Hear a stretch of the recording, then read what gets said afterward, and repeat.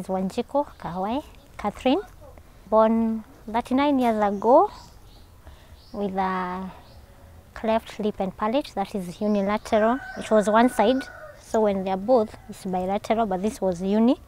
So it was open and you could see all through the mouth. The first thing my mom did, that is what she was telling me, she cried so much that the nurse came and told her, just give me the baby, then I'll bring her when she's of age, when you need her back.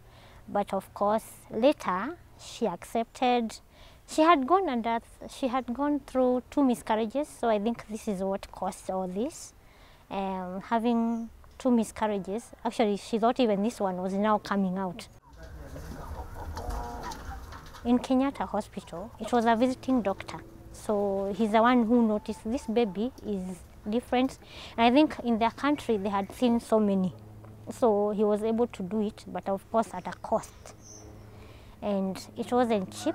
According to my mom, she was telling me they had to get a loan. I underwent the surgery, that is the lip. So the palate was left open.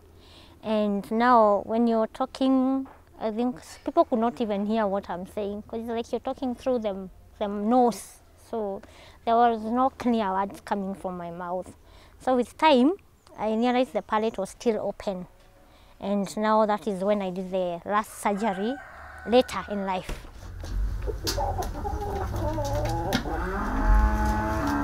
When I realized I was different, from school to school, kids would stare at me and wonder, what happened to your mouth? Why is your nose crooked?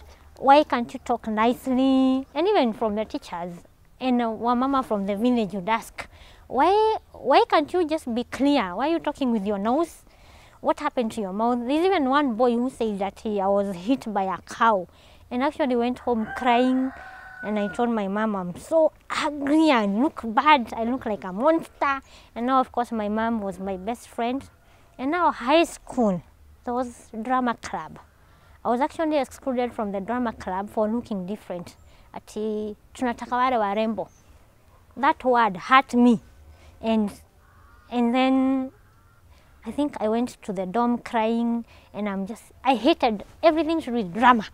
And I actually hated that lady for telling me that, because I couldn't understand, why are you discriminating me? I think I am okay. I'm not limping, I'm not doing anything. I did not bring this upon myself. I was born like that. Why are you telling me I'm not beautiful? So when I went for half term, my mom told me one thing. Wanjiko, if you think you're not beautiful, come and tell me when no man approaches you for marriage. That one, I'll agree you're not beautiful. I can say I was a friend to the boy. And I had a statement from her. Ati siwezi achilia mtoto wangu aoe mtu amepasuka mdomo, watapata the same kind of kids. That is so hurting. You don't say that to anyone, even a cripple or anything. You don't. Just, if you don't have any nice words to tell anyone, just shut up.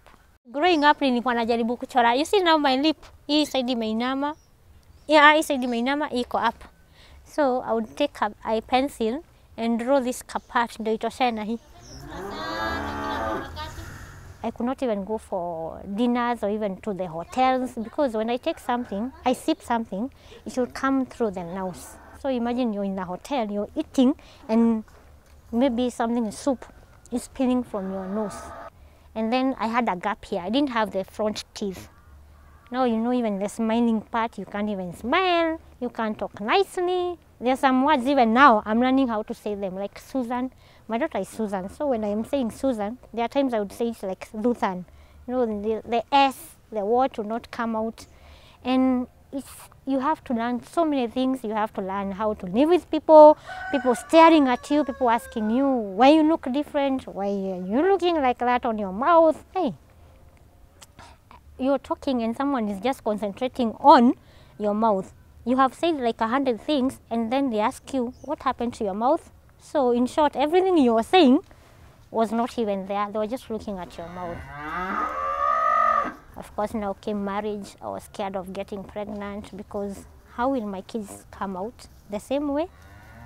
So I feared everything in life until now that I'm aware of myself. I'm actually married with 3 kids. Oh, 3 beautiful ones. Yeah. And none of them got the cleft lip and palate. None. Like my husband came through for me. All this time when I was fighting that I couldn't go out for evenings and we taking the kids out, I would not feel beautiful. And then one day he just sat me down and asked me, why do you bring all these issues when you want to go out? And that is when I told him, no, I'm not comfortable in the way I look. So I think he took it upon himself and took me for surgery. We had to see a maxillofacial, and that is when I had my palate now sealed and everything, and now started the journey with the teeth, because it's a whole lot of journey. I think if I was to buy a plot, I would have one big plot now.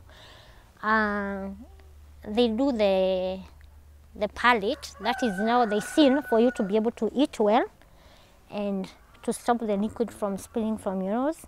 And then they work on your teeth. The teeth, now you have to go through so much process, which it's quite a journey. The only thing I know now is how to smile. As in, I always have a smile on my mouth. Whether I'm driving, I'm doing anything funny, I'm just smiling. Because that is the one thing that I always wanted to know. If I go back to my life, all my pictures, I was actually looking at my album, all my pictures, I don't have a smile. I smile with my mouth shut. As in, why am I smiling? I don't have the front teeth. The teeth are crooked, some are looking like this, the others are like this. There's no joy on how you look until now you have had the surgery. Kwa majina naitwa Immaculate Achieng. Nimezaliwa na cleft lip and palate. My mama alikuwa ananiambia venye nilifika 1 year juu nimeshonwa nikiwa na mwaka mmoja. Nilishonwa vizuri, it was nice. My mama aliniambia. Na unajua watoto wakiwa hiyo age 1 year wanataka kujua more sana. So wakati alienda, alikuwa anafua nje. Mimi nikaenda, by bad luck, nikaanguka chini tena, nikapiga mdomo kwa ndoo. So ujue hiyo wound bado hajapona, and instruction was anilinde vizuri. So hiyo uzi zikakatika tena. Ikabaki gap. Uzi ikabaki moja. So nikakuwa rushed tena Kenyatta Hospital. Akaambiwa that mimi ni mdogo sana, siwezi enda operation mara 2. So nilikuwa napona nikiwa na hiyo uzi moja. Hiyo wound iliacha scar. So hiyo scar haikuwa mzuri kwa sababu hii lip yenye inafaa kupimana, it was kando kabisa. Nikajoin shule. So hapo ndio sasa story ilianza. I was so traumatized. The stigmatization. Mjua tu watoto tu ni watoto. So siwezi washikia. They will always remain to be children. So mkicheza pamoja nao, wakikuangalia na wewe uangalie, unaona ni kama you don't belong there. So walikuwa wanakutusi kila wakati, wewe kwenda huko na hiyo mdomo umepasuka. Kwenda huko. So nilikuwa na feel I was so lonely. But I thank God, my mom and my sisters walikuwa wanani embrace and walikuja kuni accept the way nilikuwa. Kitu tena mmoja na shukuru na Mungu ni despite watoto walikuwa wananitusi, but nilikuwa na hiyo favor. Ningekuwa nao, ningekuwa na nilikuwa na friends pia. But sasa unapata our friends walikuwa wanani defend. So ukipata mwingine na kutusi juu mimi ni mtu wa kunyamaza, sijui kukana, yani mimi ni wa kunyamaza, so they could defend me. Kiwa shule, that was class 5. And I was the class prefect. Boys walikuwa wanakaa nyuma, wakaanza kupiga kelele. So mwalimu alikuwa bado mgeni. So venye watu walikuwa wanapiga kelele, kauliza class representative ni nani? Nikainua mkono, akasema umekaa na wengine wanapiga kelele. Hiyo ndio maana mdomo yako inakaa hivyo. I felt so bad kwa sababu ni mtu mzima na anajua maumbile venye iko. Yeye ni mwalimu, badala ani embrace venye niko, but she went ahead akanitusi. I felt so bad, nililia the whole day. Nikaenda kuambia my mom, akaniambia mbona si kwenda kusema juu huwezi report mwalimu. So hiyo ndio kitu ilifanya nilisikia vibaya. So nilikuwa nimemchukia huyo mwalimu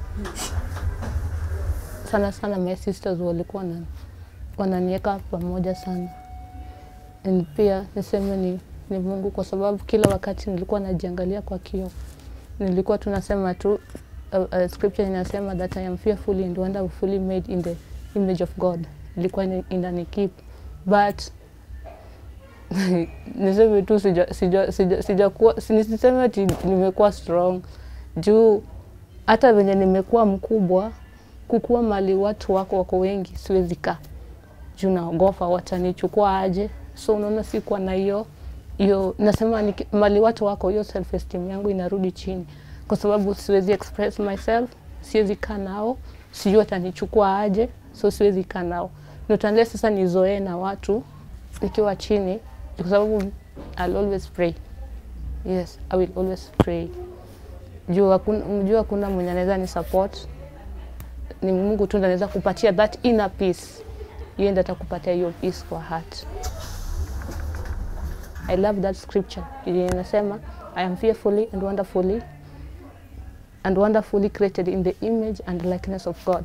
Naipenda kwa sababu inanimotivate sana, alafu inanipatia nguvu. My second surgery was in November, Kisumu referral. So they did the surgery, it went successful, and hiyo wound ikiheal, hata already nimeshaanza kuona a big change kabisa. Ukicompare the picture, my previous pictures na za saizi, utaona there is a big change. So the operation went successfully, na nashukuru Mungu kwa sababu ni free.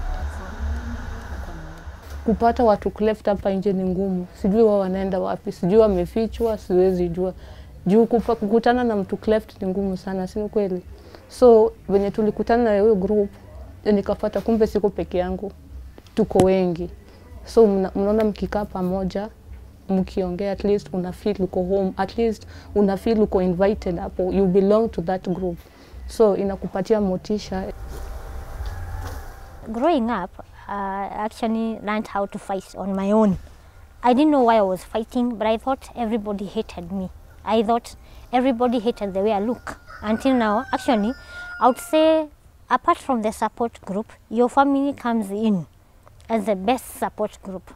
So my family, I can say, like my mom and my sisters and my brothers, they would always remind me, you're beautiful, I like the way you smile. Of course, I knew it was fake when they're saying that, but it would bring something in me, and it would force me to smile. And then my mom used to tell me, you know, you are the most beautiful person I've ever met. You're the only person who is marked by God. So that would make me feel good. So we started talking to people, talked to young mothers who had kids looking the same way. And when you meet people who look like you, you feel, I am not the only one. I am okay. I am married. I have beautiful kids. So this is something that maybe just happened during birth. I thank God organization support yenye tumepata. So nimefanya, at least nimejitokeleza, and at least I can speak to them, niwaongeleshe, niwaambie kwamba wajikubali venye wako. Na naweza tamani sana kuongelesha na kuspread love mahali popote wenye wako. You look beautiful, you have to smile, you have to accept yourself the way you are. We are normal. We are very normal. There's nothing that is bad with us. There's no part that is... We are not different from anything. We're just the normal people, the kawaida people. It's only that we have a scar on the face. And I'm sure there are so many people who have inner scars that you don't see. It's only that now you can see mine because it's on the face. It's the first thing you see when you meet a woman. I think we have this notion of a woman is beautiful by the way she looks. So I think we should just move from that. And as a parent, as a family, if you see someone with that palate, the best thing you can say is just, I like your smile. That is a good encouragement because you'll make me smile more. There are so many places where you can do your surgery.